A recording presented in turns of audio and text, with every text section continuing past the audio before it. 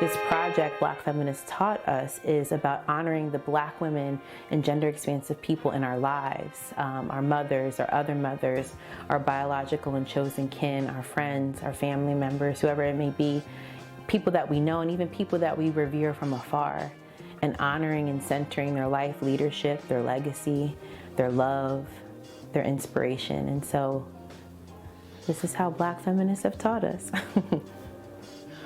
I was 21 and saw an article in the Daily News, which didn't read even then, but I saw it lying around somewhere, that there was an organization being formed, it was in its formation, called the National Black Feminist Organization, and I had that hit, like I knew it, like I knew, it was like I'm looking at myself and recognizing myself in a mirror.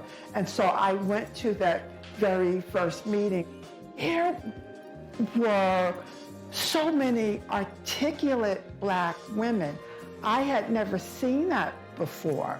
I had never seen Black women who had such a stand and a stance and an attitude and firmness, and they could articulate what for me was likely at that time disassociated rage, and they could put it into sentences and into ideas to move women forward. And I was absolutely amazed and stunned, and I was home.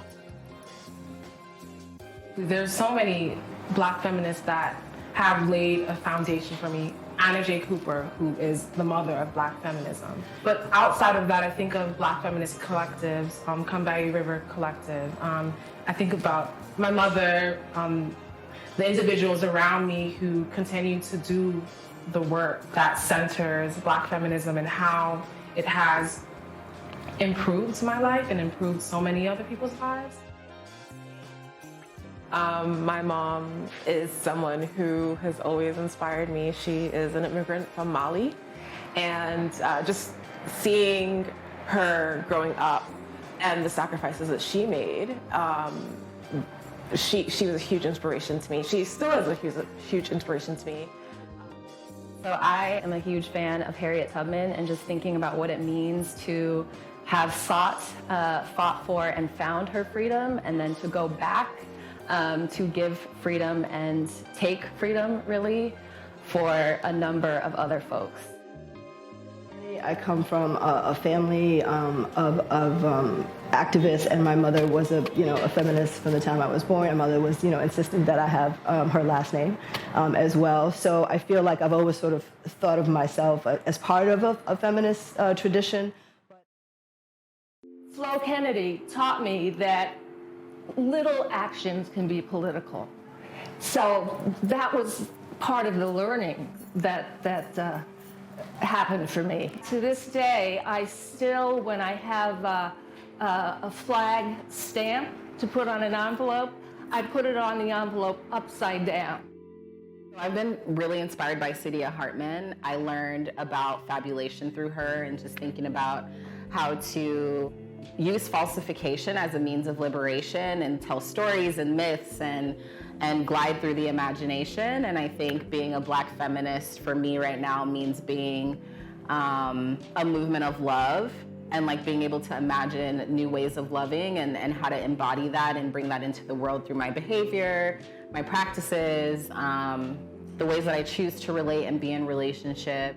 Hooks is like my muse and my queen when it comes to Black feminism. I consider myself to be like a Hooksian. I don't even know if that's a real word, but part of the reason why I enjoy her work is because I feel like it's extremely accessible, it's extremely relatable, and it also feels like it's very personal. So even though she's tackling very huge political issues, she breaks it down to how it affects us individually and also within community. And I appreciate the fact that she emphasizes community a lot in her work. I feel really indebted to a particular political, social, and spiritual legacy that's rooted in the work.